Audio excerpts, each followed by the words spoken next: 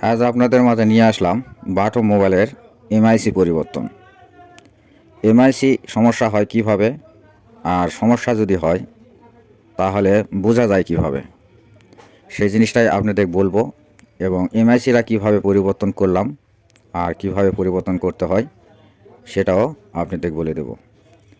তো মোবাইলটা খুলি, আর খোলা অবস্থায় আপনাদের বলি, হয়তো আপনি কাউকে মোবাইল করছেন বা আপনাকে কেউ হয়তো মোবাইল করছে, মোবাইলটা রিসিভ করলেন, রিসিভ করার পর আপনি কথা শুনতে পাচ্ছেন, কিন্তু আপনার কথা শুনতে পারতেছে না। মানে আপনি যাকে মোবাইল করেছেন বা আপনাকে যে মোবাইল করেছে সে আপনার কথা শুনতে পাচ্ছে না। সেই অনুযায়ী আপনি মনে করবেন যে এই এমআইসিটা নষ্ট হয়ে গেছে। তো এমআইসি ছাড়াও আরেকটি সমস্যা হয়ে থাকে। এমআইসির যেখানে পিন থাকে, এই পিনে অনেক সময় লুজ কানেকশন বা শর্ট কানেকশন থাকে।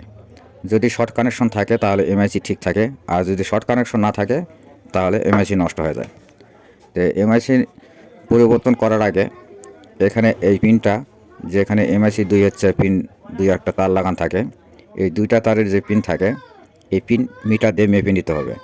যদি এখানে ভোল্টেজ ঠিক থাকে তাহলে বোঝা যাবে যে এমআইসি নষ্ট, আর যদি এখানে ভোল্টেজ ঠিক না থাকে তাহলে এমআইসি ঠিক আছে, এখানে বোর্ডের সমস্যা আছে।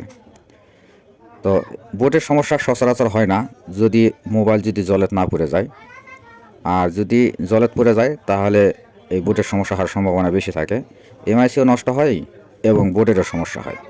তো তখন কিন্তু দুইটাই কাজ করতে হয়। আর যতক্ষণে আপনার জলে না পড়ে ততক্ষণে বোর্ডের সমস্যা সচরাচর হয় না।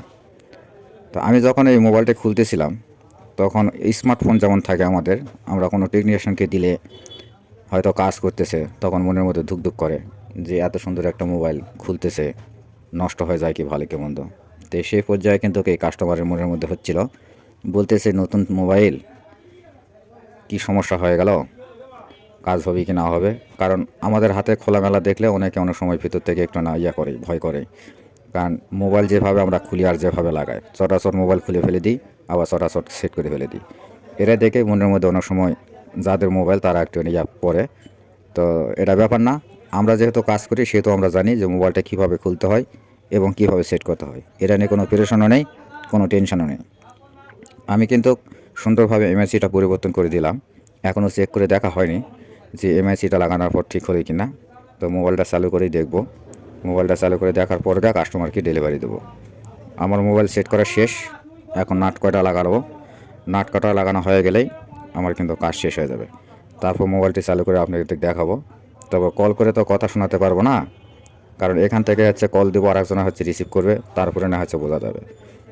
আমি চালু করা অবস্থায় আপনাদের দেখালাম। তো আমার ভিডিওটি কেমন লাগলো আপনারা একটু বলে দিবেন।